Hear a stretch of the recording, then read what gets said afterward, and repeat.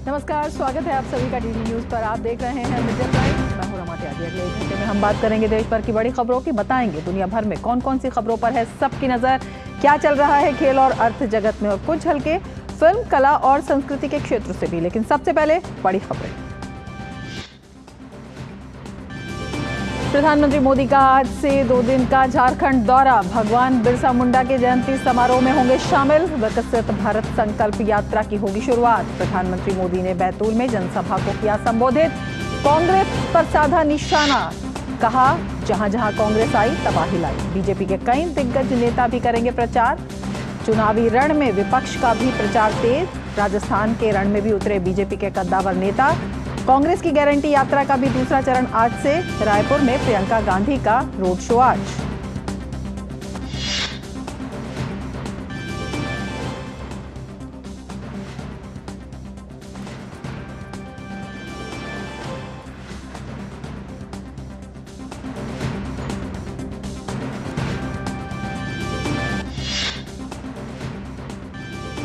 उत्तरकाशी में सुरंग में फंसे मजदूरों के लिए रेस्क्यू ऑपरेशन में तेजी लगातार हो रही है। भोजन, पानी और ऑक्सीजन की सप्लाई। पीएम मोदी घटना पर रख रहे हैं नजर।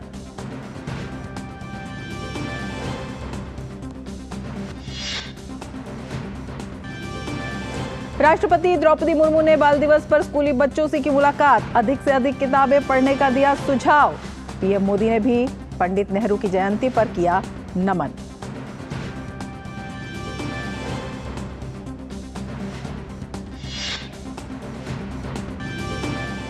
दिल्ली एनसीआर की हवा में और घुला जहर। हवा की गुणवत्ता फिर गंभीर। मुंबई में भी हालात खराब।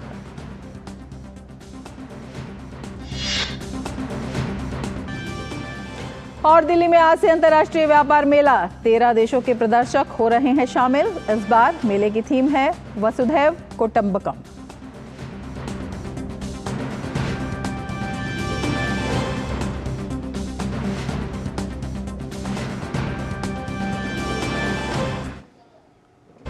और अब सबसे पहले बड़ी खबरों पर विस्तार से नजर।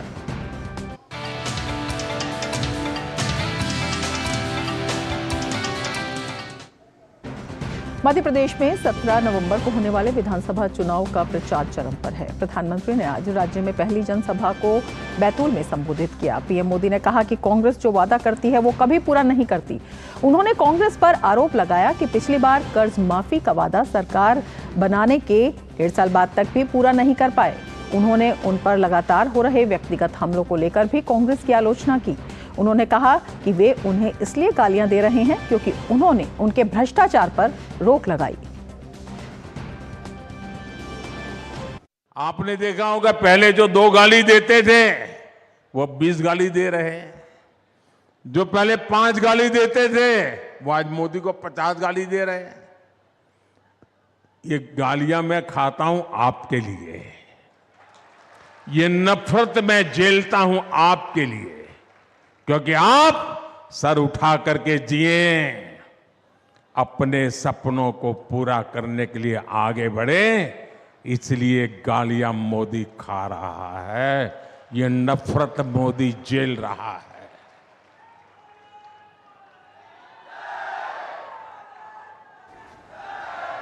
और ये मोदी को गालियां क्यों देते हैं? ये मोदी को नफरत क्यों करते हैं? ये मोदी को बदनाम क्यों करते हैं? क्योंकि मोदी ने इन लोगों के भ्रष्टाचार पर, बड़े बड़े घोटालों पर रोक लगा दी। प्रधानमंत्री नरेंद्र मोदी ने कांग्रेस नेताओं के तथ्यों से परे दिए गए बयानों पर भी तीखा हमला बोला। उन्होंने बताया कि आज के समय में भारत दुनिया में बड़ी संख्या में मोबाइल फोन का विनिर्माण कर रहा है, जबकि कांग्रेस के शासनकाल में ये कई गुना कम था। एक महाज्ञानी कांग्रेस के कह रहे थे कि आप सबके पास made in China mobile phone होता है। अरे मूर्खों के सरदार,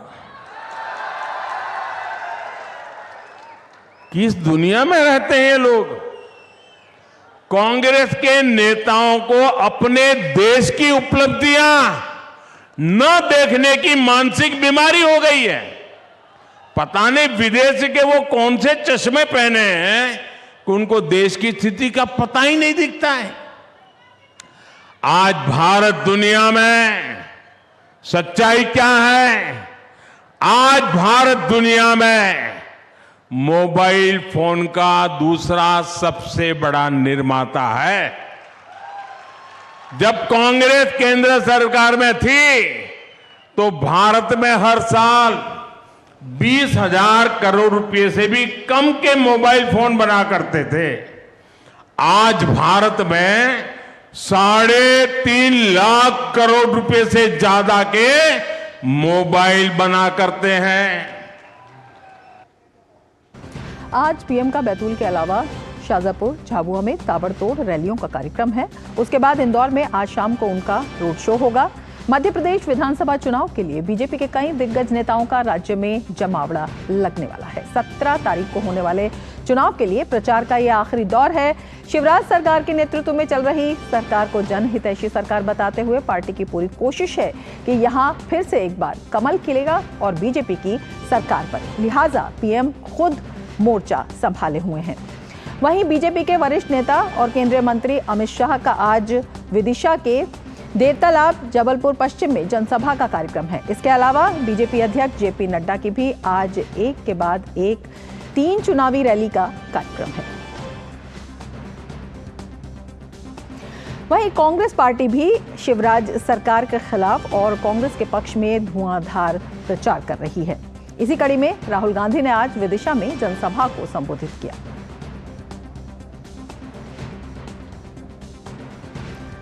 प्रधानमंत्री नरेंद्र मोदी आज से 2 दिवसीय दौरे पर झारखंड में होंगे। प्रधानमंत्री यहां कई कार्यक्रमों में हिस्सा लेंगे। भगवान बिरसा मुंडा की जयंती सह जनजातीय गौरव दिवस पर पीएम मोदी रांची के बिरसा मुंडा म्यूजियम का दौरा करेंगे। देखिए हमारे संवाददाता नितेंद्र सिंह की यह खास रिपोर्ट। अंग्रेजों के खिलाफ देश के लिए जंग लड़ने वाले भगवान बिरसा मुंडा ने जिस जेल में अंतिम सांसें ली, उस स्थल को नमन करने के लिए देश के प्रधानमंत्री नरेंद्र मोदी झारखंड स्थापना दिवस के मौके पर आएंगे।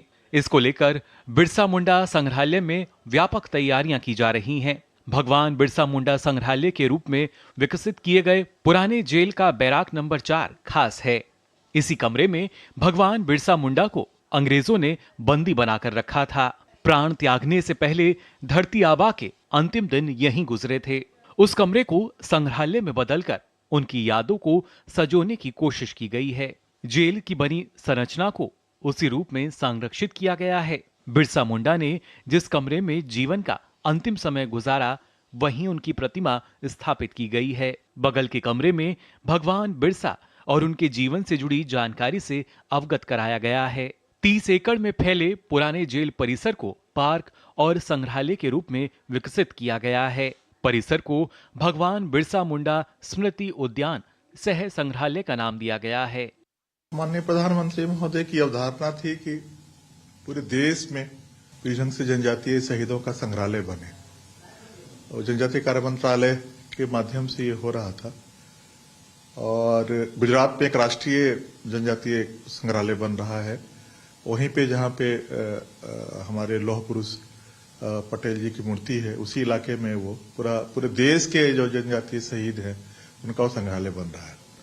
उसी क्रम में ये झारखंड को मिला वो जो परियोजना जनजातीय कार्य मंत्रालय के द्वारा। हमारे यहाँ सुविधा ये थी कि जो जेल था जहाँ भगवान बिरसा मुंडा शहीद हुए थे, तो उसको ही संग्रहालय के रूप में परिवर्तित करना था। पुराने जेल परिसर के बाहर भगवान बिरसा मुंडा की 25 फीट ऊंची भव्य प्रतिमा स्थापित की गई है, जिसका निर्माण जाने माने मूर्तिकार श्री राम सुतार के निर्देशन में हुआ है। परिसर की दीवारों पर धरती आबा की उक्तियां उकेरी गई हैं। संग्रहालय में झारखंड के दूसरे वीर शहीदों की जीवनी और देश की आजादी के लिए किए गए उनके संघर्ष की गाथा को भी बयां किया गया है। मुख्य भवन के सामने गंगा नारायण सिंह, पोटोहो, भागीरथी मांझी, वीर बुधु भगत, तेलगा खड़िया, सिदो कान्हू, नीलांबर पीतांबर, दीवा किसुन, गया मुंडा और टाना भगत की 9-9 फीट की प्रतिमा स्थापित की गई हैं। भगवान बिरसा मुंडा को उनके उलगुलान विद्रोह के लिए गिरफ्तार कर जेल लाया गया था। भगवान बिरसा मुंडा संग्रहालय में राज्य की जनजातीय संस्कृति की झलक भी दिखती है। छोटे से गांव और वहां काम करते ग्रामीणों का प्रारूप हर मन को मोह रहा है। आदमकद मूर्तियों के जरिए ग्रामीणों की जीवन शैली को बखूबी दर्शाया गया है। परिसर में एम्फी थिएटर भी तैयार किया गया है। संग्रहालय में पुरानी संरचना को उसके उसी रूप में संरक्षित करते हुए पूरे परिसर को फूल पौधों से खूबसूरत और मनोरम बनाया गया है, ताकि वर्तमान पीढ़ी उनकी जीवन शैली को देख सके। हर साल हजारों लोग इस संग्रहालय को देखने आते हैं। प्रधानमंत्री के आने के बाद निश्चित तौर पर यहां पर्यटकों की संख्या में बढ़ोतरी देखने को मिलेगी। बहुत ही ऐतिहासिक दिन है झारखंड के लिए, झारखंड वासियों के लिए और आदिवासी समुदाय के लिए। और इसी दिन प्रधानमंत्री आ रहे हैं और प्रधानमंत्री न केवल श्रद्धा सुमन अर्पित करेंगे बल्कि खूंटी में के पास जो भगवान बिरसा मुंडा का गांव है जहां पर उनका जन्म हुआ, तो वहां भी जाएंगे और जनसभा को भी एक संबोधित करेंगे प्रधानमंत्री। कैमरामैन शंभुनाथ मिश्रा के साथ नितिन सिंह, डीडी न्यूज, रांची। और अब हम वापस चलते हैं अपनी आज की जो सबसे बड़ी खबर है वो मध्य प्रदेश में चुनाव प्रचार, जहां पर पीएम मोदी ने संबोधन अपना दिया है। बैतूल आपको वापस हम ले चलते हैं। हमारे संवाददाता दीपक जैन हमारे साथ जुड़े हुए हैं और ज़्यादा जानकारी के साथ। दीपक, अगर बात करें चुनाव की तो चुनाव प्रचार धुआंधार रूप में अब शुरू हो गया है। प्रधानमंत्री मोदी ने आज वहाँ पर जनसभा को संबोधित किया। क्या कुछ माहौल आप देख रहे हैं प्रधानमंत्री मोदी के संबोधन के बाद? रमा, जिस तरीके से यहाँ पर बात की जाए, ये जो पूरा क्षेत्र पड़ता है बैतूल का, ये जो पूरा क्षेत्र है यहाँ पर देखें तो जो आदिवासी समुदाय है वो सबसे ज्यादा बहुतायत में है। और ऐसे में प्रधानमंत्री नरेंद्र मोदी का यहाँ पर पहुंचना और आदिवासियों के विकास के लिए किस तरीके से लगातार प्रदेश की सरकार और केंद्र की सरकार मिलकर जो काम कर रही है, उन सबके बारे में जब यहाँ पर प्रधानमंत्री नरेंद्र मोदी ने कहा तो यहाँ का जो उत्साह था बहुत ज्यादा, एक जो लेवल कहते हैं उसका बहुत ज्यादा बूस्टअप हुआ है। यहाँ पर ये जो कार्यकर्ता और आम जनता जो यहाँ पर पहुंची थी, इन सभी का, और उसी चीज को लेकर प्रधानमंत्री ने आह्वान भी किया, इसी बात को लेकर अब आप घर घर तक जाएं और लोगों को अपने अपने घरों से निकालकर ज्यादा से ज्यादा संख्या में मतदान के लिए जो भारतीय जनता पार्टी के पक्ष में हो सकता है उसके लिए यहाँ पर प्रेरित करें। दूसरी सबसे बड़ी चीज, जिस तरीके से प्रधानमंत्री ने अपने संबोधन में कहा कि पिछले जो 75 साल थे, उन 75 सालों में जितने समय कांग्रेस की सरकार रही है उस समय में आदिवासियों के लिए, विकास के लिए कोई भी कदम नहीं उठाया गया। और भारतीय जनता पार्टी, जिसका घोषणा पत्र में कभी यह जिक्र नहीं था कि वो आदिवासियों के विकास के लिए क्या काम करेगी, उसने बिना अपने घोषणा पत्र के एक भारतीय तो आदिवासी समुदाय की जो बेटी है उसको राष्ट्रपति के पद तक पहुंचा दिया। आदिवासियों के लिए मध्य प्रदेश में जिस तरीके से पेशा एक्ट लागू किया हो, लगातार आदिवासियों के लिए विकास के लिए जो मिलेट्स हैं, मिलेट्स को लेकर भी उन्होंने बात करी। तो ये जो सारी चीजें थी कहीं ना कहीं जनता के मन में छुई हैं और जनता को लगा भी है कि प्रधानमंत्री कितनी बारीकी से आदिवासियों के विकास को लेकर सोचते हैं और किन किन चीजों को, जो योजनाएं हैं उनको उस हिसाब से लागू करते हैं। तो यही जो चीजें हैं वो आज यहाँ पर क्योंकि बैतूल का ये जो क्षेत्र है, मैं आप जिस तरीके से बता रहा हूँ, आज 5 विधानसभा क्षेत्रों के प्रत्याशी यहाँ पर मौजूद थे और 5 ही विधानसभा क्षेत्रों से अलग अलग जो जनता थी वो भी यहाँ पर पहुंची थी। तो ये सब जो है अब आगे बढ़ेंगे और क्योंकि मध्य प्रदेश में चुनाव प्रचार का कल अंतिम दिन होगा, उसके बाद 2 दिन जो प्रत्याशी हैं वो आगे बढ़ेंगे। तो इसी तरीके से आज प्रधानमंत्री का जो आह्वान रहा, काफी ज्यादा उत्साहित किया उसने लोगों को। जी दीपक, हम आपसे इस पूरे क्षेत्र की चुनावी लड़ाई को भी समझना चाहेंगे, किस तरह का चुनावी संघर्ष है, और कांग्रेस भी पुरजोर जो है वहां पर प्रचार कर रही है। इसके साथ ही हम आपसे ये भी जानना चाहेंगे, प्रधानमंत्री ने कांग्रेस पर जो व्यक्तिगत टिप्पणियां हैं उन पर भी आज करारा हमला किया है। बिल्कुल रमा, जिस तरीके से यहाँ की जो परिस्थितियां हैं, यहाँ पर जो आदिवासी समुदाय है बहुत लंबे समय तक कांग्रेस को वोट देता आया है और यही कारण रहा है कि यहाँ से जो अधिकतर प्रत्याशी थे वो कांग्रेस के जीता करते थे। लेकिन जब से 2003 के बाद की अगर बात की जाए, जब से जो मध्य प्रदेश में सरकार बदली उसके बाद से ट्रेंड यहाँ पर चेंज हुआ है और आदिवासी कहीं ना कहीं जो है वो भारतीय जनता पार्टी की तरफ जो उनका झुकाव है वो यहाँ पर नजर आता भी है। और ऐसे में भी बात की जाए तो ये जो पूरा बैतूल का जो संसदीय क्षेत्र कहलाता है, जिसमें बैतूल, हरदा, हरसूद, ये जो पूरा संसदीय क्षेत्र है, यहाँ पर भारतीय जनता पार्टी के सांसद हैं। और ऐसे में अब जो यहाँ के जो प्रत्याशी हैं भारतीय जनता पार्टी के, एक उम्मीद लगाए हुए हैं कि एक बड़ी संख्या में और बड़े मार्जिन में वो यहाँ से जीत कर आएंगे। कांग्रेस की बात की जाए, कांग्रेस भी पुरजोर यहाँ पर मेहनत कर रही है, क्योंकि वो नहीं चाहती कि उनके जो पारंपरिक वोट बैंक था वो उनके हाथ से खिसक जाए। तो ऐसे में वो भी यहाँ पर मेहनत कर रही है। लेकिन अब जो ट्रेंड नजर आ रहा है जिस तरीके का, वो ये है कि कहीं ना कहीं भारतीय जनता पार्टी की ओर लोगों का झुकाव। अब जब प्रधानमंत्री खुद कहते हैं लोगों से कि मेरी बात को आप जन जन तक पहुंचाएं, तो इस चीज का कहीं ना कहीं लोगों पर प्रभाव भी पड़ता है। तीसरी अगर चीज आप जिसकी बात कर रहे हैं, आज प्रधानमंत्री नरेंद्र मोदी ने जिस तरीके से जो व्यक्तिगत हमले किए जाते थे कि प्रधानमंत्री नरेंद्र मोदी ये है, या इस तरीके से बात की जा रही है, या जिस तरीके से चाइना का जो मोबाइलों को लेकर बात करी गई, तो सब चीजों को भी लेकर आज प्रधानमंत्री ने यहाँ पर जवाब दिया है। जी दीपक, आप नजर बनाए रखें। फिलहाल शुक्रिया पूरी जानकारी के लिए। आगे बढ़ेंगे। प्रधानमंत्री मोदी 2 दिन के झारखंड दौरे पर पहुंच रहे हैं। प्रधानमंत्री खूंटी में जनजातीय गौरव दिवस समारोह में हिस्सा लेंगे। इस दौरे को लेकर क्या कुछ है तैयारी, इस पर केंद्रीय जनजातीय कार्य मंत्री अर्जुन मुंडा से खास बातचीत की हमारे संवाददाता नितेंद्र सिंह ने। प्रधानमंत्री 2 दिवसीय झारखंड दौरे पर आ रहे हैं और इस दौरे का क्या महत्व है, इस पर बात करने के लिए हमारे साथ केंद्रीय जनजातीय कार्य मंत्री अर्जुन मुंडा जी हैं। सर, एक तो झारखंड का स्थापना दिवस है और बिरसा मुंडा की जयंती है, और इस मौके पर प्राइम मिनिस्टर का यहाँ आना, रात्रि में विश्राम करना, कई परियोजनाओं को सौगात भी देंगे, कितना खास मानते हैं झारखंड के लिए? देखिए, झारखंड के लिए तो खास है ही है, पूरे देश के लिए यह बहुत ही खास इस बात को लेकर कि जनजातीय वीरों की जो श्रृंखला है उसमें भगवान बिरसा मुंडा ने जिस तरीके से लोगों को अपने माटी के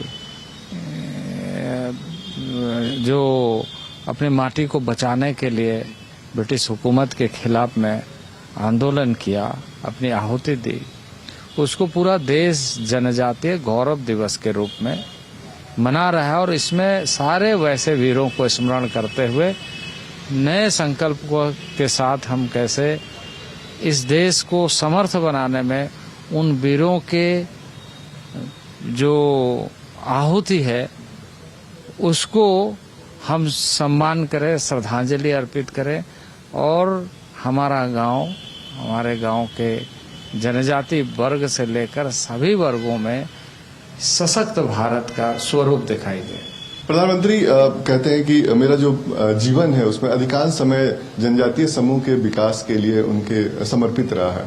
सिकल सेल एनीमिया की बात हो, जिसको मध्य प्रदेश से उन्होंने लॉन्च किया था, साथ ही साथ जनधन योजना हो, गोवर्धन योजना, तमाम ऐसी योजनाएं हैं जो उनके विकास के लिए उन्होंने काम किया। किस तरह से आप देखते हैं कि प्राइम मिनिस्टर का खास फोकस रहता है ट्राइबल्स एरिया में? पूरे देश भर के जनजातीय समाज के बारे में सामूहिक रूप से कैसे ऐसे योजनाओं का सूत्रण कार्यान्वयन किया जाए जिससे कि हम पूरे देश के 10.5 करोड़ जनजाति और जनजातीय क्षेत्र का संपूर्ण विकास, आत्मनिर्भरशीलता और उनके जो इथिक्स है, परंपराएं हैं, उसको ध्यान में रखते हुए उन मूल्यों को जिससे हम आज बहुत कई स्तरों पर चर्चा करते हैं, ग्लोबल वार्मिंग से लेकर के कई चीजों का, तो उनके मूल में इनके संस्कृति को हम यदि अक्षुण्ण रखते हुए विकास के नई मानक तय करेंगे तो स्वाभाविक रूप से हम ऐसे जो ग्लोबल चैलेंजेस है उसको भी हम मुकाबला कर सकते हैं। कितना जोश है रांची वासियों में, झारखंड वासियों में प्रधानमंत्री के स्वागत के लिए? किस तरीके से तैयारी है? देखिए, माननीय प्रधानमंत्री जी जहां भी जाते हैं तो एक विशेष तरीके से उस क्षेत्र को देखते हुए देश भर में कैसे हम सबको काम करना चाहिए, तो स्वाभाविक रूप से खूंटी की जनता बहुत आह्लादित है, खुश है कि माननीय प्रधानमंत्री जी आ रहे हैं। तो उनको आने के खुशी में उत्साहित होकर के लोग कल उनके संबोधन को सुनेंगे। विकसित भारत बनाने में जो जनजातीय समूह का योगदान है वो बढ़ चढ़ करके आगे सामने आएगा, क्योंकि आजादी की लड़ाई में भी झारखंड का और जनजातीय समूह के लोगों का बहुत बड़ा योगदान रहा है। और प्रधानमंत्री को लोग सुनेंगे, बड़े उत्सुकता से झारखंड के लोग इंतजार कर रहे हैं। कैमरामैन विनोद ओझा के साथ नितिन सिंह, डीडी न्यूज, रांची। केंद्रीय मंत्री अनुराग ठाकुर ने छत्तीसगढ़ के रायपुर में प्रेस वार्ता को संबोधित करते हुए कहा कि घोटाला करने और झूठ बोलने का कांग्रेस का पुराना इतिहास रहा है। उन्होंने कहा कि भूपेश बघेल सरकार में पीएसए स्कैम हुआ और कांग्रेस के 3 लोगों को नौकरी मिली, लेकिन छत्तीसगढ़ के नौजवान आज भी बिना रोजगार के घूम रहे हैं। प्रदेश में कांग्रेस की हर गारंटी झूठी साबित हुई है। पीएससी स्कैम दिया, कांग्रेस के परिवार के लोगों को ही 3 को रोजगार मिला, लेकिन छत्तीसगढ़ के नौजवान को नहीं मिला। Guarantee fail, Congress fail. कहा था छात्र छात्राओं को मुफ्त सार्वजनिक परिवहन की सुविधा देंगे, गारंटी फेल, कांग्रेस फेल। वायदा किया था इन्होंने कि प्रत्येक ग्रामीण भूमिहीन 5 सदस्यीय परिवार को जमीन भी देंगे घर और बाड़ी के लिए, नहीं दी, गारंटी फेल, कांग्रेस फेल। वायदा किया था कि 50,000 रिक्त पदों को भरेंगे, शिक्षकों को नहीं भरे, गारंटी फेल, कांग्रेस फेल। और यही नहीं, यहां तो गोठान घोटाला हुआ, गौ माता का श्राप, कांग्रेस साफ। अनुराग ठाकुर ने कहा कि राहुल गांधी ने 11 महीने पहले हिमाचल प्रदेश में हुए विधानसभा चुनावों में वहां की जनता से झूठे वादे किए थे। अब राहुल गांधी हिमाचल प्रदेश का रुख भी नहीं करते। पहला राज्य नहीं जहां कांग्रेस ने झूठे दावे, झूठे वायदे किए। मैं जिस राज्य हिमाचल प्रदेश से आता हूं, आज से 11 महीने पहले ये झूठे वायदे वहां भी करके आए थे। ये दोनों भाई बहन वहां भी आए थे, वहां भी झूठ बोलकर गए थे। भोली भाली हिमाचल की जनता को ठगा। अब 11 महीने से मुंह दिखाने राहुल गांधी नहीं आए। 8 गारंटियां मैं हिमाचल को बता सकता हूं जहां कांग्रेस ने वायदे किए, गारंटियां दी और गारंटी फेल। ये गारंटी उतनी ही झूठी थी जितनी कांग्रेस पार्टी और इनके नेता हैं। ये उतने ही फर्जी वायदे थे जितने कांग्रेस के नेता हैं। इसलिए मैं पूछता हूं, छत्तीसगढ़ से लेकर कर्नाटक से लेकर हिमाचल तक इन लोगों की गारंटियां फेल हुई। जिनकी खुद की कोई नहीं गारंटी, वो गारंटियों का पुलिंदा लेकर घूम रहे हैं। अनुराग ठाकुर ने छत्तीसगढ़ के लोगों को विश्वास दिलाते हुए कहा कि राज्य में 5 साल में जो काम भूपेश सरकार नहीं कर सकी, भाजपा सरकार बनने के बाद 5 हफ्ते से भी कम समय में वो सभी काम पूरे किए। मैं इतना ही कहूंगा मेरे युवा साथियों को और विशेष तौर पे किसान भाइयों को, गारंटी लेनी है तो मोदी जी की। मोदी जी ने कहा है 3100 रुपए में धान खरीदेंगे और जो बकाया है 2 साल, जिन अटल बिहारी वाजपेयी जी ने छत्तीसगढ़ का राज्य बनाया, उन्हीं के जन्म दिवस 25 दिसंबर को जो 5 साल भूपेश बघेल की सरकार नहीं दे पाई, 5 हफ्तों से कम समय में 25 दिसंबर को किसानों को भुगतान किया जाएगा। जो 5 साल नहीं दे पाई, हम 5 हफ्ते से पहले करके देंगे। ये मोदी की गारंटी है। और साथ में 3100 रुपये धान भी खरीदेंगे, 1000 रुपया मातृशक्ति को भी देंगे। आज बाल दिवस है। पूर्व प्रधानमंत्री पंडित जवाहरलाल नेहरू की जयंती पर मनाए जाने वाले इस दिवस पर राष्ट्रपति द्रौपदी मुर्मू ने राष्ट्रपति भवन में विभिन्न स्कूलों और संस्थानों के बच्चों से मुलाकात की।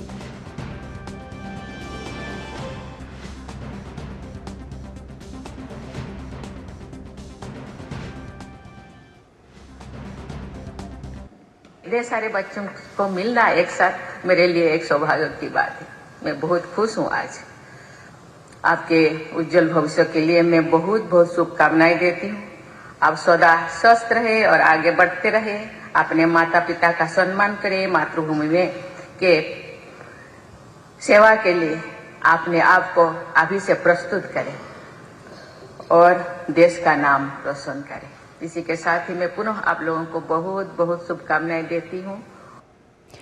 प्रधानमंत्री नरेंद्र मोदी ने भारत के प्रथम प्रधानमंत्री पंडित जवाहरलाल नेहरू की जयंती पर उन्हें नमन किया है। पीएम ने सोशल मीडिया मंच एक्स पर अपने संदेश में कहा, हमारे प्रथम प्रधानमंत्री जवाहरलाल नेहरू जी को उनकी जयंती पर श्रद्धांजलि। और महंगाई के मोर्चे पर बड़ी राहत की खबर है। रिटेल महंगाई दर में पिछले 4 महीने से गिरावट जारी है। इस कड़ी में सितंबर की तुलना में अक्टूबर में खुदरा महंगाई दर में गिरावट देखी गई। आपको बता दें कि जारी आंकड़ों के मुताबिक सितंबर में खुदरा महंगाई दर जो 5.02% थी, वो अक्टूबर में गिरकर 4.87% पर आ गई है। कंज्यूमर प्राइस इंडेक्स पर आधारित खुदरा महंगाई सितंबर में गिरकर 3 महीने के निचले स्तर पर 5.02% के लेवल पर देखी गई थी, जिसमें गिरावट का सिलसिला अक्टूबर में जारी देखा गया। 13 नवंबर को जारी आंकड़ों के अनुसार 13 नवंबर को जो जारी आंकड़े हैं उनके मुताबिक पिछले साल के इसी महीने के रिटेल इन्फ्लेशन के आंकड़ों के कम रहने और कुछ वस्तुओं की कीमतों में नरमी के कारण महंगाई कम हुई है, जबकि सितंबर में उपभोक्ता मूल्य सूचकांक आधारित मुद्रास्फीति 5.02% थी। अर्थशास्त्रियों ने अक्टूबर में महंगाई के सालाना आधार पर बढ़कर 4.8% पर इसे रहने का अनुमान जताया था।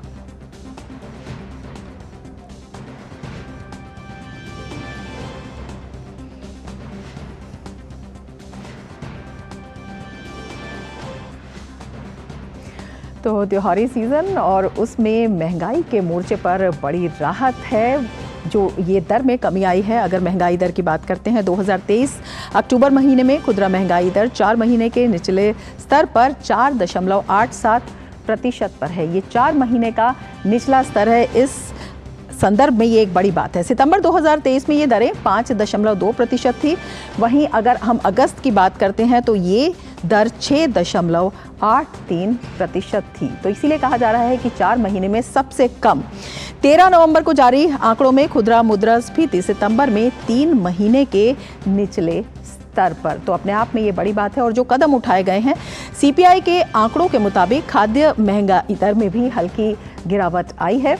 तो ये जो तमाम आंकड़े आए हैं, ये अपने आप में बताते हैं अक्टूबर माह में खाद्य महंगाई 6.61% थी, जो सितंबर में 6.62% थी।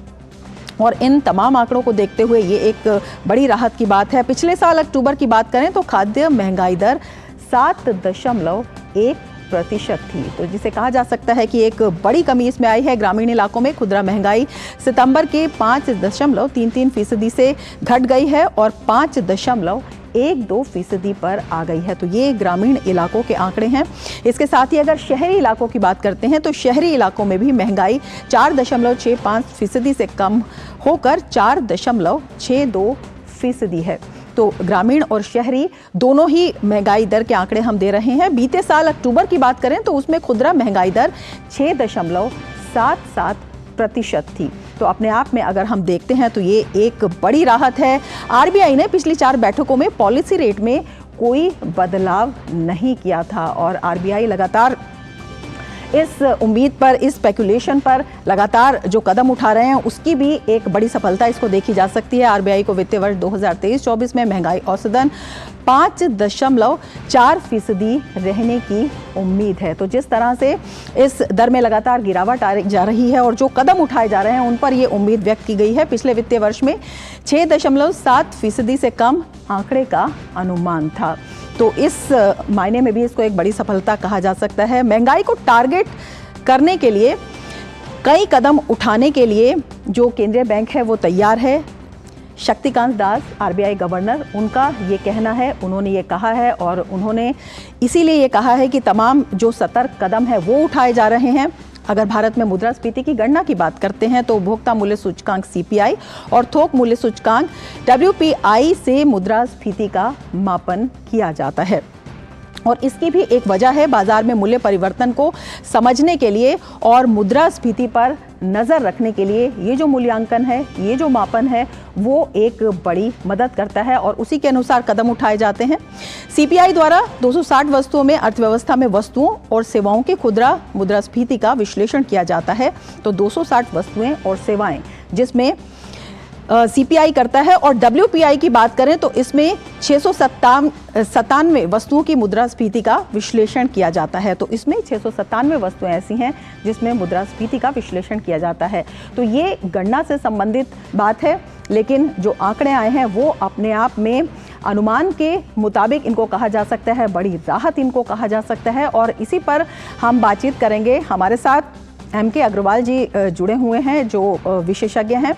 एम.के. अग्रवाल जी, बहुत बहुत स्वागत है आपका हमारे इस कार्यक्रम में जुड़ने के लिए। और सबसे पहले आपसे यही जानना चाहेंगे, ये जो आंकड़ों के जरिए तस्वीर आई है, इससे किस तरह से देखते हैं और दीर्घावधि में भी क्या ये जारी रहेगा? जिस तरह के कदम उठाए गए हैं उसे देखते हुए कहा जा सकता है।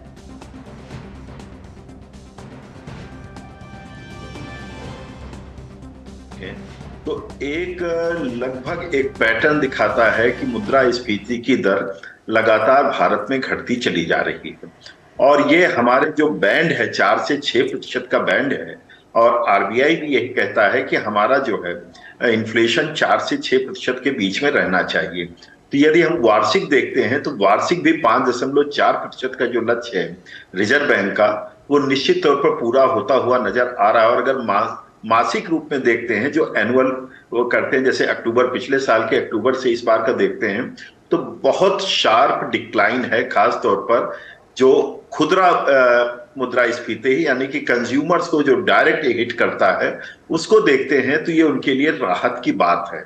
और यही कारण है कि भारत की अर्थव्यवस्था अपने उठान को भी लेकर के चल रही है, यानी कि किस प्रकार से इन्फ्लेशन को हम कंट्रोल करते हुए, और ऐसा नहीं है कि इन्फ्लेशन एक बार कंट्रोल हो जाए। अगर हम देखते हैं तो लगातार ये घटता हुआ आ रहा है। पिछले माह भी घटा, उसके पिछले महीने अगस्त में निश्चित तौर पर ज्यादा था, और पिछले वर्ष के अक्टूबर के समतुल्य ही था।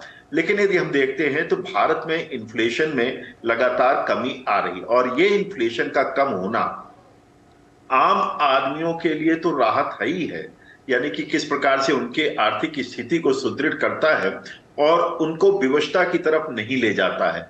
दूसरी तरफ ये कहीं ना कहीं आर्थिक प्रगति को और प्रगाढ़ करता है, क्योंकि भारत ही एक ऐसा देश है जहां पर पूरी दुनिया, भारत ही नहीं, भारत के साथ साथ पूरी दुनिया भारत को आज एक मॉडल के रूप में धीरे धीरे देख रही है। तो ऐसे में यदि ये मुद्रास्फीति कम होती है, खाने पीने की वस्तुओं के दाम घटते हैं, इसी प्रकार से देखते हैं खाद्य तेलों के भी दाम घट रहे हैं, तो ये निश्चित तौर पर एक स्वागत योग्य है और आर्थिक विकास के लिए एक महत्वपूर्ण सपोर्ट सिस्टम का काम करता है। बिल्कुल। अग्रवाल जी, आपसे ये भी जानना चाहेंगे कि जिस तरह से अगर पिछले महीने की ही अगर जो दर है उससे हम इसका कंपैरिजन करते हैं तो ये काफ़ी कम है, और ये रफ्तार बनाए रखने के लिए लगातार जो है आरबीआई जो है इस पर नज़र भी रख रहा है।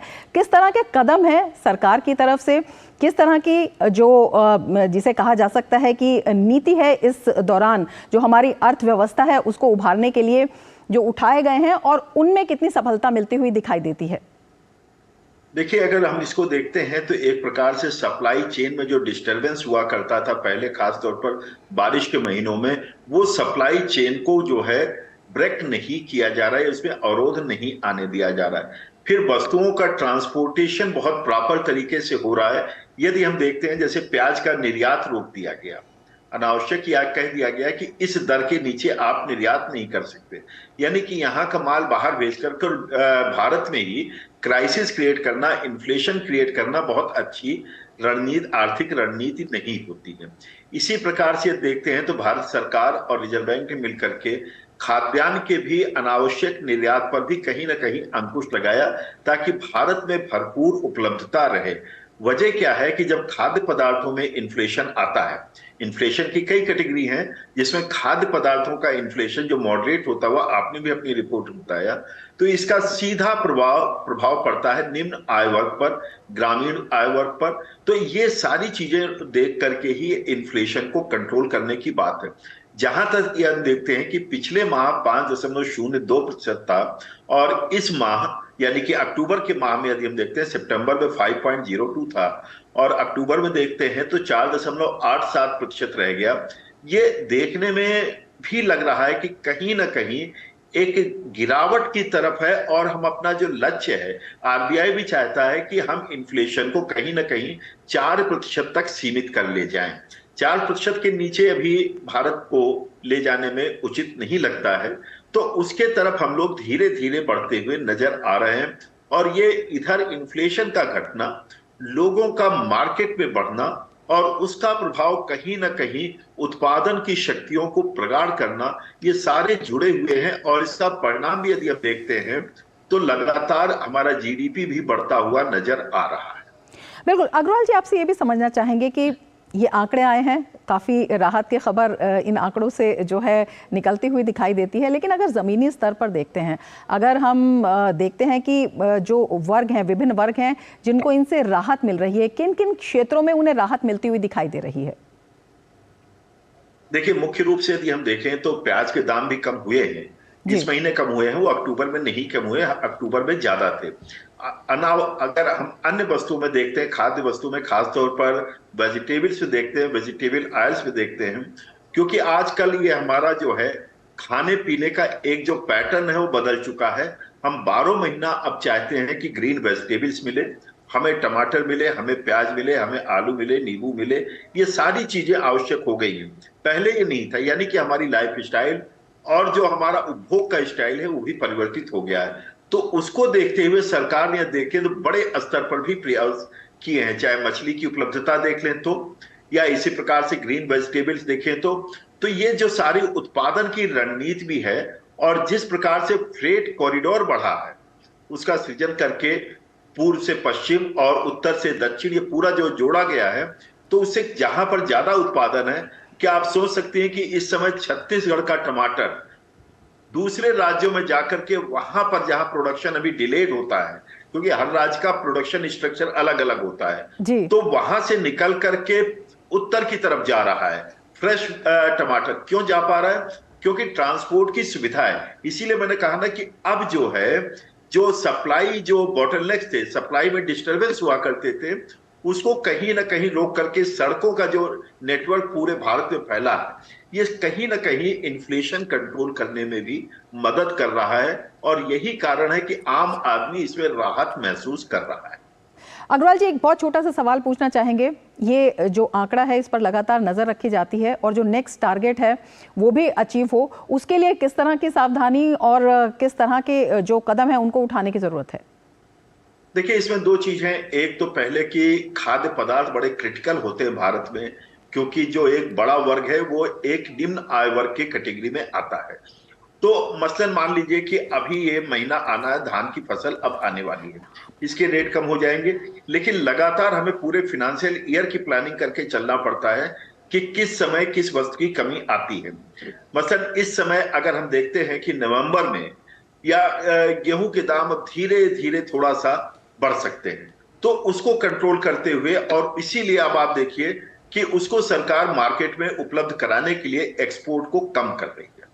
और चावल की फसल यानी कि धान की फसल अब तैयार हो रही है, नया चावल आ रहा है, तो वो वहां पर हो जा रहा है। दाल की जहां तक बात है, तो दाल की उपलब्धता बनाना, भारत में उत्पादन बढ़ाने के प्रयास किए जा रहे हैं।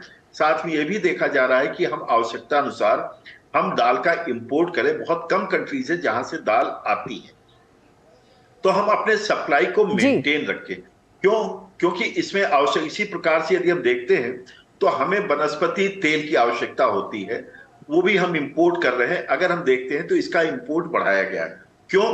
क्योंकि लोगों की आमदनी बढ़ने के साथ साथ इन वस्तुओं की मांग तेजी से बढ़ती है।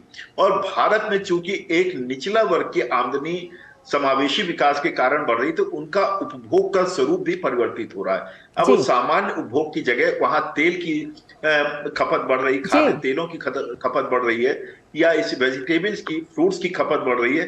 तो उनकी उपलब्धता बढ़ाने के लिए कृषि को कैसे संजोया जाए, प्लस आवश्यकता अनुसार इंपोर्ट करने की भी बात है, या हम एक्सपोर्ट को कंट्रोल करके उपलब्धता सुनिश्चित करें, जिससे आम आदमी आहत न हो और हमारे आर्थिक विकास और आर्थिक समृद्धि का मार्ग लगातार प्रगाढ़ होता रहे। जी बिल्कुल, तमाम विषयों पर करीबी से नजर रखी जा रही है और फिलहाल ये राहत की खबर है। बहुत शुक्रिया एम के अग्रवाल जी तमाम जानकारी के लिए। और मिड डे प्राइम में आगे बढ़ने से पहले लेते हैं एक ब्रेक। आप देखते रहिए टीजी न्यूज। अधूरी लगती है दिवाली खुशियों के बिना, तोहफों के बिना, मगर अब ऐसा नहीं है। कोई दिया जला रहा है पक्के मकान में, कोई धुएं से आजादी पाकर गैस पे मिठाई बनाने लगा है। सम्मान की रकम एक सहारा बनकर सीधे अपने खाते में क्रेडिट हो गई। कहीं किसी जरूरतमंद को मुफ्त इलाज का वरदान मिल गया। हर दिन दिवाली मना रहा है अपना देश। पिछले कुछ बरसों से अलग अलग योजनाओं के तहत कोई घर, कोई मुफ्त इलाज, कोई गैस तो कोई लोन का उपहार पाके। तो चलो इस दिवाली ये कामना करते हैं कि ये खुशियां, ये दिवाली यूं ही बनी रहे। हर योजना है उपहार, देश मना रहा है त्योहार।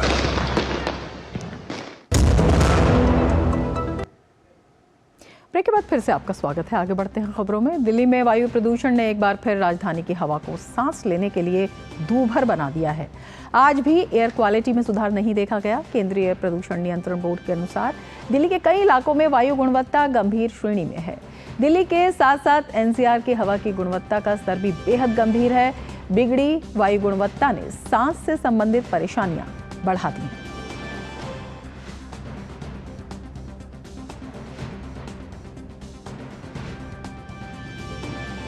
इस बीच पंजाब के कृषि मंत्री गुरमीत सिंह ने प्रदूषण को लेकर बड़ा बयान दिया है। उन्होंने पंजाब में पराली जलाने की बात स्वीकारते हुए कहा कि इस कड़ी में लोगों को समझाने के लगातार प्रयास किए जा रहे हैं। 5-7 दिन ही है पहला ही साडे डीसी साहबान, पुलिस, साडा खेतीबाड़ी महकमा सारा और इत्थों तक भी पंचायती राज दे भी सैकटरी वगैरह वीडियो साहब सारे तुहानूं नाल लाया होया सी। लोकां च कैंप लाए गए, समझाया गया सी। और हमारे संवाददाता तपस भट्टाचार्य हमारे साथ और ज़्यादा जानकारी के लिए जुड़े हुए हैं। तपस, अगर वायु की गुणवत्ता का स्तर देखें तो लगातार जो है ये आंकड़ा जो है परेशानी भरा है। क्या कुछ जानकारी इस वक्त आपके पास है और किस तरह के कदम इसके लिए, किस तरह के दिशा निर्देश? देखिए, सबसे पहली बात तो है कि इस वक्त जो दिल्ली के आसपास जो हवा का रुख है वो वेस्टर्ली विंड चल रहा है, जिससे कि और उसकी जो तीव्रता है वो बहुत कम है। यानी इस वक्त 5 से 7 किलोमीटर प्रति घंटे की रफ्तार से हवा चल रही है। तो इससे जो पोल्यूटेंट्स है, जो हम बार बार बात करते हैं, PM 2.5, PM 10 और डस्ट पार्टिकल, वो मूव आउट नहीं हो रहे, वो उससे क्लियर नहीं हो रहा है। तो ये 2 दिन, आज से लेके 2 दिन और ऐसा एक्सपेक्ट कर रहे हैं कि ऐसा ही वेदर रहेगा। पॉल्यूशन या स्मॉग की जो स्थिति है वो ऐसी ही रहने वाली है। पराली की जो घटनाएं है उसमें हमने देखा है कि इजाफा हुआ है। अभी पॉल्यूशन की अगर बात करें तो करीब 38% यानी 38% से ज्यादा का जो पॉल्यूशन का जो वो है वो उसमें पराली की भूमिका है। तो वो एक अहम बात है और ये एक पंजाब और आसपास के जगहों में बताया जा रहा है, उनको समझाया जा रहा है कि पराली ना जलाया जाए। तो एक तो ये बात है।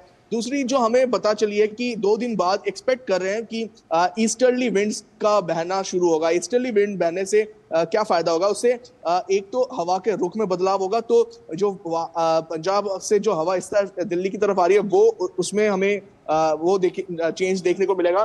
दूसरी है कि एक बे ऑफ बंगाल में एक सिस्टम तैयार हो रहा है, साइक्लोनिक सर्कुलेशन तैयार हो रहा है। उससे भी एक हवा की जो तीव्रता है वो थोड़ी बढ़ेगी। यानी इस वक्त जो जैसे मैं कह रहा था कि 5 से 7 किलोमीटर प्रति घंटा की रफ्तार से हवा चल रही है, तो वो 10 से 15 होने की उम्मीद है। जब 10 से 15 हो जाएगी तो थोड़ा उसमें भी दिल्ली वासियों को थोड़ी राहत जरूर मिलेगी, क्योंकि उससे PM 2.5, PM 10 की जो तीव्रता है वो थोड़ा क्लियर होने में वो सहायता देगा। एक वेस्टर्न डिस्टर्बेंस, बहुत ही फीबल वेस्टर्न डिस्टर्बेंस भी आने की उम्मीद है, लेकिन वो ज्यादा प्रभाव नहीं देगा जिससे पहले जो वेस्टर्न डिस्टर्बेंस हुआ था उसके मुताबिक।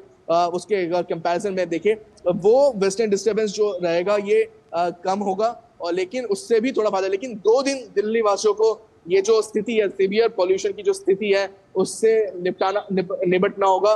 खास तौर से दिल्ली के कुछ जो हिस्से हैं वहां पे हमने देखा है कि वो 400 या 400 के पार पहुंच चुके हैं उनका जो AQI लेवल है। तो ये एक गंभीर स्थिति है इस वक्त। जय, बहुत शुक्रिया तपस तमाम जानकारी के लिए। आगे बढ़ेंगे। उत्तराखंड में उत्तरकाशी के सिलक्यारा के पास टनल में फंसे श्रमिकों को निकालने के लिए राहत अभियान युद्ध स्तर पर जारी है। मुख्यमंत्री पुष्कर सिंह धामी राहत अभियान की लगातार समीक्षा कर रहे हैं। मुख्यमंत्री ने वरिष्ठ अधिकारियों के साथ बैठक कर ताज़ा हालात की जानकारी ली। सुरंग में हुए भूस्खलन के अध्ययन एवं कारणों की जांच के लिए समिति गठित की गई है। समिति में शामिल विशेषज्ञों ने स्थल का निरीक्षण कर जांच की कार्रवाई शुरू कर दी है।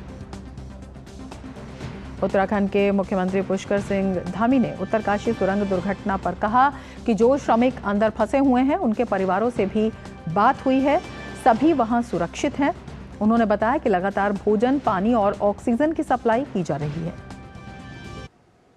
माननीय प्रधानमंत्री जी लगातार श्रमिकों की कुशलता के लिए लगातार जानकारी ले रहे हैं।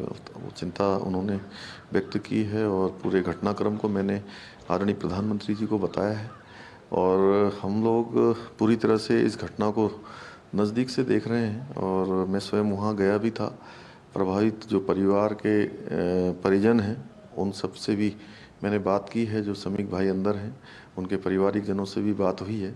सभी वहाँ पर कुशल हैं और जो ह्यूम पाइप इत्यादि हैं टेक्निकल टीम उसको असेंबल्ड करने में लग गई है। आपको बता दें कि उत्तराखंड के उत्तरकाशी सिलग्यारा सुरंग में भूस्खलन हादसे के बाद सरकार राहत और बचाव लगातार कर रही है। सिलग्यारा सुरंग के भू धंसाव से अवरुद्ध हिस्से में 2.5 फीट व्यास का पाइप डालकर फंसे सभी मजदूरों को निकाला जाएगा, जिसके लिए देहरादून से बोरिंग के लिए ऑगर मशीन साइट पर पहुंच चुकी है, जिससे बोरिंग कर व्यास का पाइप डाला जाएगा। ऑगर मशीन के लिए प्लेटफॉर्म तैयार है। बीते कई घंटों से सुरंग में 40 मजदूर फंसे हुए हैं। एनडीआरएफ का कहना है कि टनल में भूस्खलन के बाद मलबा हटाने का काम तेजी से जारी है।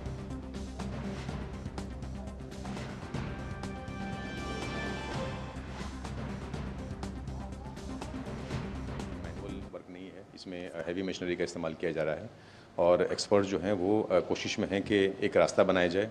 कम्युनिकेशन एस्टैब्लिश हो गया है और इसमें जो फंसे हुए वर्कर्स हैं उनको ऑक्सीजन, पानी और खाद्य सामग्री भी उनको मुहैया कराया गया है।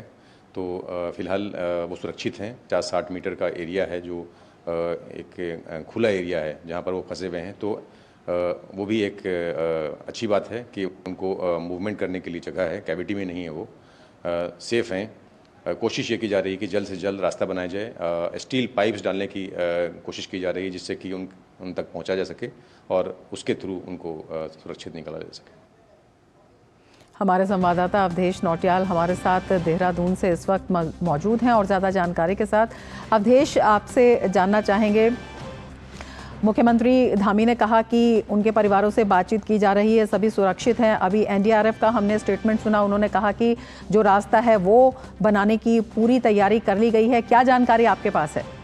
देखिए, बिल्कुल रमा, बहुत तेजी के साथ काम हो रहा है। सुबह भी जो है मुख्यमंत्री ने अपने मुख्यमंत्री आवास में जो आला अधिकारी थे, जो तमाम एसडीआरएफ, एनडीआरएफ और शासन के जो अधिकारी थे, उनके साथ एक हाई लेवल बैठक की और तमाम हर बिंदु पे जो प्लान एबीसी है, प्लान एबीसी पे विस्तार से चर्चा की और जल्द से जल्द जो है पूरा रेस्क्यू ऑपरेशन जो है उसको पूरा करने के निर्देश जो है अधिकारियों को दिए।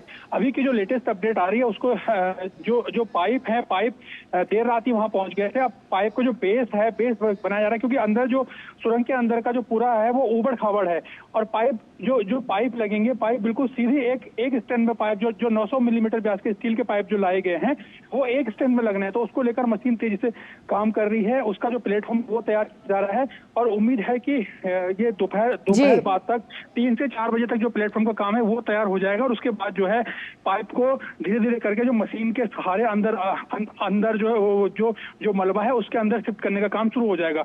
लेकिन इसमें थोड़ा सा जो अभी तक जो तकनीकी विशेषज्ञ हैं जो इस काम को देख रहे हैं, उनका कहना है कि अगर हम 1 मीटर पाइप को अंदर मिट्टी के अंदर डंप करने की बात करें तो कम से कम उसमें 1.5 से 2 घंटा लग सकता है, जो अभी तक जो तकनीकी विशेषज्ञों का मानना है। तो अगर हमें लगभग 50 से 60 मीटर के आसपास जो बताया जा रहा है कि उतना वो पाइप अंदर करना है, तो थोड़ा समय लगने की थोड़ा समय लग सकता है। लेकिन रमा, राहत की बात यह है कि 40 के 40 जो श्रमिक हैं वो सकुशल हैं। उन्होंने सुबह जो भोजन, सुबह का जो नाश्ता है वो भी किया। कुछ श्रमिक जो कह रहे थे कि जो बुखार और सरदर्द की गोलियां कुछ श्रमिकों ने मंगाई थी, तो वो गोली भी, दवाइयां भी उनको अंदर भेज दी गई थी। पानी पर्याप्त मात्रा में है, ऑक्सीजन पर्याप्त मात्रा में है और जो फूड सप्लाई है वो कंप्रेसर के माध्यम से जब भी हुआ की टॉकी से श्रमिक मांग कर रहे हैं तो उनको भेजा जा रहा है। जी अवधेश, ये बड़ी राहत की खबर है, आप नजर बनाए रखें। फिलहाल शुक्रिया पूरी जानकारी के लिए। और अब नजर डालते हैं अन्य राष्ट्रीय खबरों पर।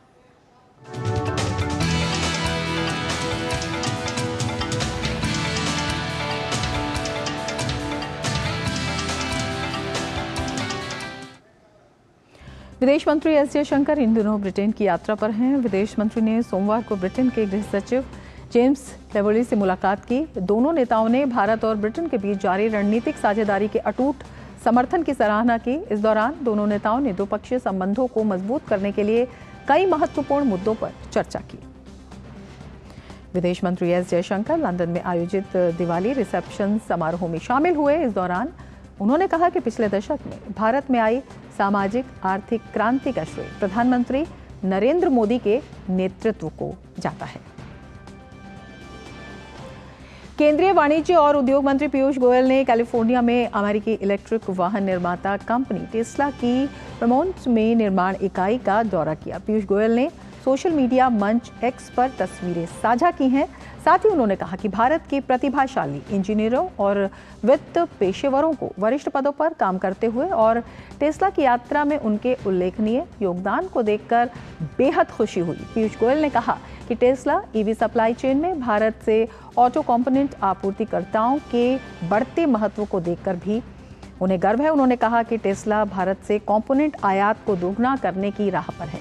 टेस्ला सीईओ एलन मस्क ने भी मुलाकात का कार्यक्रम था उनके साथ, लेकिन मस्क के अस्वस्थ होने की वजह से ये मुलाकात नहीं हो पाई। पीयूष गोयल ने एलन मस्क की अनुपस्थिति का जिक्र करते हुए उनके शीघ्र स्वस्थ होने की कामना की। 42वां भारतीय अंतर्राष्ट्रीय व्यापार मेला आज से नई दिल्ली के प्रगति मैदान में शुरू हो रहा है। मेले का उद्घाटन वाणिज्य और उद्योग राज्य मंत्री अनुप्रिया पटेल करेंगी। 14 दिवसीय मेले का विषय वसुधैव कुटुंबकम है, जो सतत विकास और सबके कल्याण के लिए व्यापार में परस्पर जुड़ाव और सहयोग के महत्व पर जोर देता है। वहीं इससे पहले नीति आयोग के सदस्य वी के पॉल ने भारत अंतर्राष्ट्रीय व्यापार मेले में स्थित स्वास्थ्य और परिवार कल्याण मंत्रालय के पंडाल का उद्घाटन किया। भारत अंतर्राष्ट्रीय व्यापार मेला नई दिल्ली के प्रगति मैदान में 27 नवंबर तक चलेगा। स्वास्थ्य और परिवार कल्याण मंत्रालय के पंडाल के शुभारंभ के अवसर पर स्वास्थ्य सचिव भी मौजूद रहे।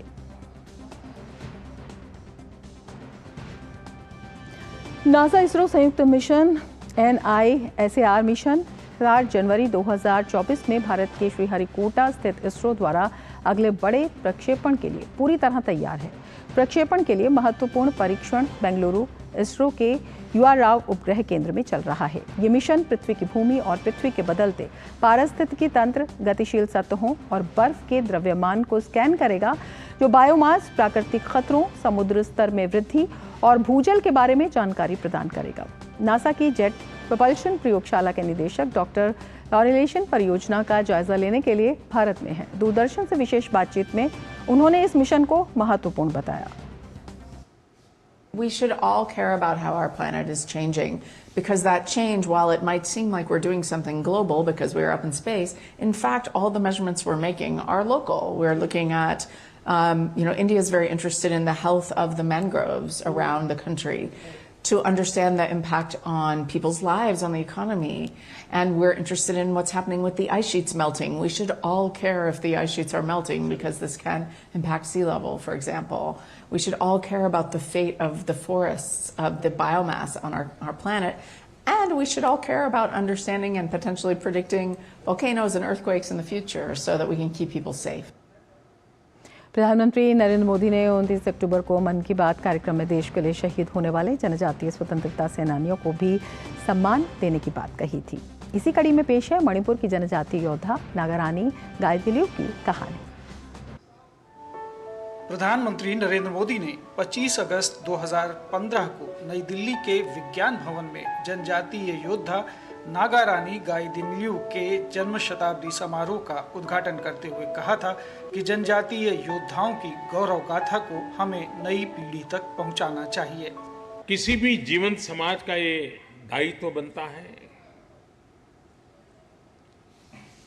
कि अपने महान पराक्रमों की, महान इतिहास की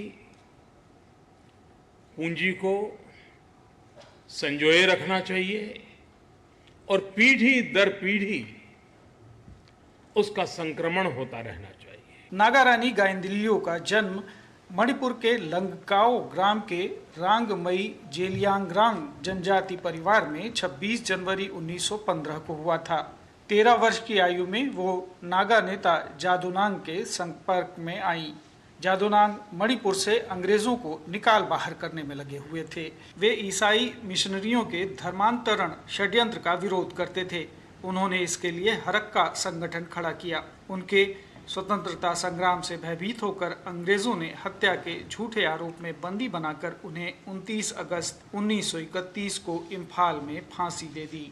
अब स्वतंत्रता आंदोलन का नेतृत्व सीधे बालिका गाइदिन्ल्यू के हाथ में आ गया। स्वतंत्रता संग्राम की बागडोर संभालते ही गाइदिन्ल्यू ने अंग्रेजों को टैक्स देना बंद कर दिया। 16 वर्ष की इस बालिका के साथ 5000 नागा सैनिक थे।